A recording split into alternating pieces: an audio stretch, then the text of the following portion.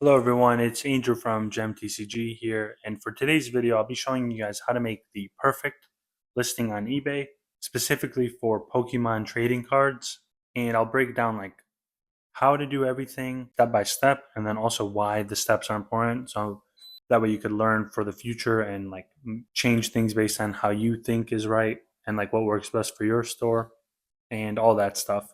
And then also, if you do need more help starting and growing your eBay stores, I have a Patreon with the link in the description. So check that out there if you're interested.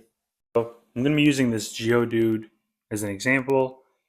Obviously, like it doesn't really matter what I'm using as the example, but let's just pretend like it is this one. So let's say you have a Geodude unlimited fossil card. So you'll type in Geodude fossil unlimited.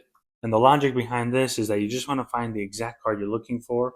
Let's say you had a Charizard from Vivid Voltage. You'll type Charizard Vivid Voltage and then like non hollow rare or reverse hollow rare. So type in the name, rarity, set, maybe the condition if you want to, and that should be good for this. So type that in and then search, and then you'll find a bunch of results. You could pick any one that you want. I typically choose something from the top four because usually if they're showing up at the top four, there's just a better overall listing. So I will be picking this one right here. I feel like it looks good. It has the name first, which is very important. And I'll show you guys this more on later, but it just has all the details that you're looking for, like the name, set, number, rarity, Pokemon card, unlimited, all of that. So click on that, click, or here, you'll scroll down to sell now. And then once this loads, you're going to want to add in your pictures. So what I do is I add in a front and back picture. Some people add in like 10 plus pictures of each card. I think that's excessive. I don't think you actually need to do all that unless it's like a very expensive card and your store runs on just high quality images and people are willing to pay a premium for that. My store, for example, front and back works just fine. If that's not good enough for the buyer, I'm not really interested in selling to them because that means they're more picky, and more picky people have higher return rates and just like they're just more picky. So there's much more that they're going to be nitpicking about. So to me, I'd rather just not have that sale. Even though I'm selling stuff at the condition that I'm listing it in, sometimes they'll be like the most minor difference and they'll want to return it or give a negative review. So better to just stay away from those type of buyers, in my opinion. Obviously, if you disagree, like go for it all you want, but that's just me. So front and back picture, that's perfect. And right here, first thing you want to do is the name. So him having it or them having it in all caps is a good idea because it's like eye popping. It's the first thing you notice. Sometimes I like all caps, sometimes I don't. It's really up to you. It's a personal preference. And then the next thing you want to structure your title in the same way that people would be searching. So like if you go back here, I typed in Geodude fossil. So this one is Geodude fossil. This one is Pokemon TCG Geodude fossil. So follow that similar format, and typically, like I know these three of the top four have Pokemon TCG as the first thing, but if you think about it, no one's typing in Pokemon TCG Geodude fossil. So I like putting in the name first. And you also have to think about like on mobile, it's also different. It's a different viewing. So put the name first and then the set is next up because it's very important. And one thing you could do before the set actually is like, let's say this was a Mega EX card. So you'll type in like Mega Blaziken EX full art.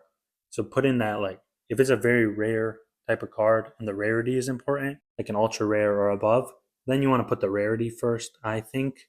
But that applies for full arts, rainbow rares, gold rares, and just stuff like that. Like just have the full name, and then if the rarity is a big thing, put that first. So put the name, rarity, then the set name, and then the number name.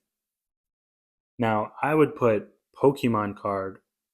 Actually, I would put Pokemon TCG card after the number because feel like that's more important than the rarity, because people aren't really searching for the rarity. So I would put the rarity last over here if it's a common and uncommon. Now, if it's like I said earlier, an ultra rare or above, you might want to have that rarity sooner on in the listing name. Then right here, he puts the edition. This only really matters for WotC cards. They got rid of first edition unlimited after, I believe, well, the Neo sets. I don't know which one was the last one, but after Neo sets, they got rid of it. So you don't need to worry about that too much on the newer listings. And on top of that, this thing right here where it says 62 out of 80 is actually very important, because I've heard, or actually I've been told from the eBay advisor that I had last year, you want to aim for like 70 characters, I believe is what he told me. 65 at the minimum, but 70 is like above standard, I guess. So you're going to want to get it to 70 if you can. Obviously, don't put in like spam words or like duplicate words. I've seen some people, they put like hollow, hollow, foil, hollow rare. So it's like, don't put duplicate text in there. It's just, it's weird. It doesn't even make sense. And I think sometimes that might go against you. I'm not sure. But yeah, just aim for 70 letters, or yeah, 70 characters if you can.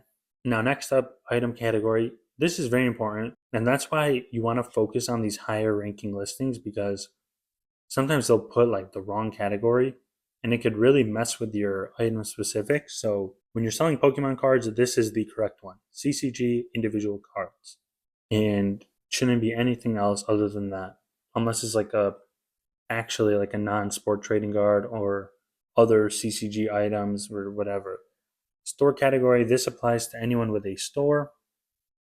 It's also very important to do this because when you are going on a store, so like right here, I noticed my listing. So let's just see, if I go to my store, these are all the categories. And I talked about it in my other video on like how to set up store categories.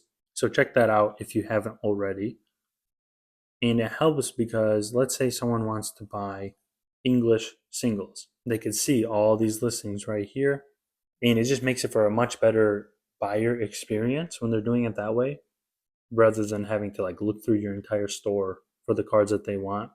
So put it in the proper category. Like for this one, it's a Wizards of the Coast era card, and it's an English single. So right here, I would put Pokemon English single, WotC singles. Now, in the item specifics, you're going to want to have the game, Pokemon TCG. UPC does not matter. Card type is a Pokemon. You could do it if it's an energy or a trainer, any of that. I just stick with Pokemon usually. I don't really care to go in and put it that it's a trainer, because I don't think it matters too much. And I think most people would just be searching for Pokemon if they are.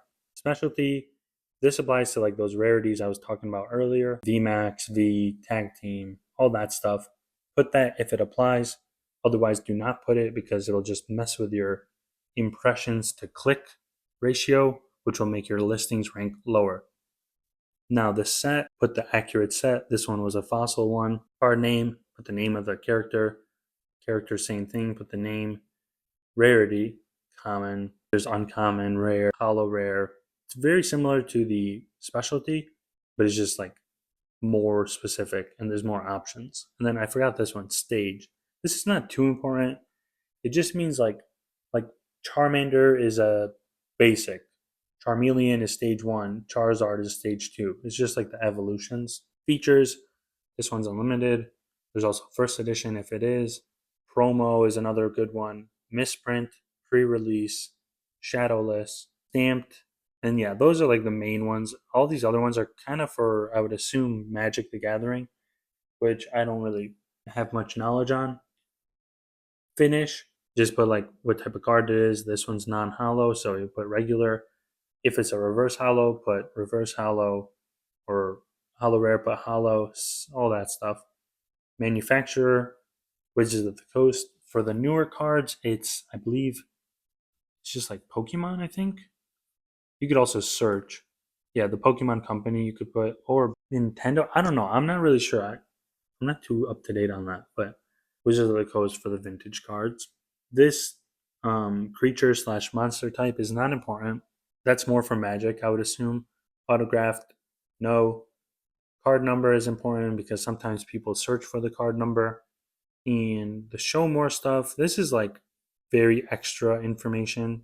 Age level, you could put 4 plus, but I don't think that matters. Language, English, that is important because you don't want to be ranking for like Japanese cards if someone's searching for English cards and you're listing an English one. The card size, unless it's a jumbo card, you put standard. The year manufactured, just put the year that the set came out. The vintage, I would like it describes it as anything over 20 years old. WotC era cards are 25 years old, I think. So that would apply. You would put yes. And the good thing about eBay is that they added these. Like you can just click on the things so that it gets added instead of you having to like manually find it, which is how it used to be when I was making listings or like when I first started. And then region of manufacture, I would assume just English cards, you put United States, Japanese cards, put Japan, convention slash event. I don't think that matters. Everything down here, it's kind of like unnecessary and you don't need it because I don't think anyone would be searching for all this stuff. And then variations, that's not for this video. Condition, if it's graded, you click graded. Ungraded, click ungraded. Then you just want to put the condition of the card. I usually just put near mint for everything because I describe it in the description and the title. I don't think it's necessary to be like selecting this because truthfully, I don't know why they even added this because not many people even follow it. And they'll put near mint for a lot of things, even though it's heavily played. And eBay isn't even really strict about it. So just to save time, I would recommend just putting near mint on this. I don't see any reason why. Maybe you should, but like I don't think it's necessary, and I don't think anyone actually pays attention to this value. They look at more of the title and the pictures.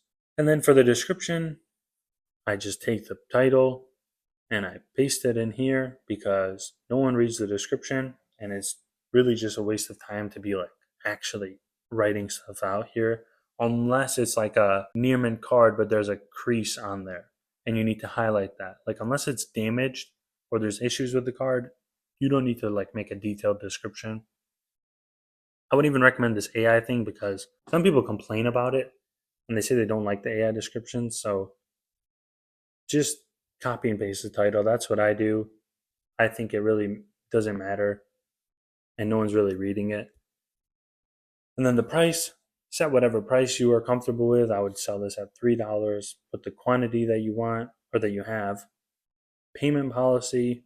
Hey, honestly, I don't even remember how I have these set up, but I'm sure it's just like the default option is what you're going to select. Allow offers.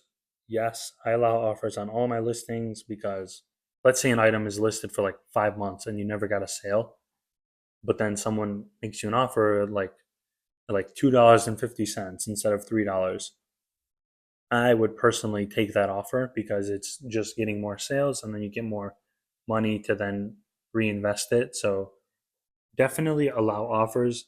Don't put this minimum offer and the auto accept because I've had many issues with this auto accept and it's caused a lot of problems with some of my listings. So don't do that.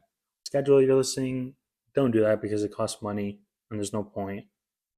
Shipping policy, set it to the eBay standard envelope with free shipping because when you get the sale, you don't have to change any details and it'll just have it all ready to go. And then you could just buy the label and it's already prepared for you. And then here you would set it to 1 ounce. Here would be like 7 by 4 by 1 because I think that's what the size of the envelopes are. And international shipping, I have this enabled. I don't know if you like what the deal is on how to get that set up. I'll make a video on that soon though, because I know it's very important. I thought it was just automatic, but I guess some people say you have to apply to it. So I'll look into that and make a video soon. And then all this other stuff is not needed. I have my promotions being like manually or like automatically added, so I don't need to worry about this here. And check out my video on about how to make promotions and coupons so that you don't have to do it on every single listing. And then when you're done, you just click list it and that's it. And then you have the perfect listing and you could replicate this as many times as you want. It'll help your chances of ranking higher so that you get more sales. And yeah, that's about it for this video. Hope you guys found it helpful. And if you have any other thoughts that you want to share, feel free to comment that down below so that other people can learn from it. But yeah, I'll see you all in the next one. Bye.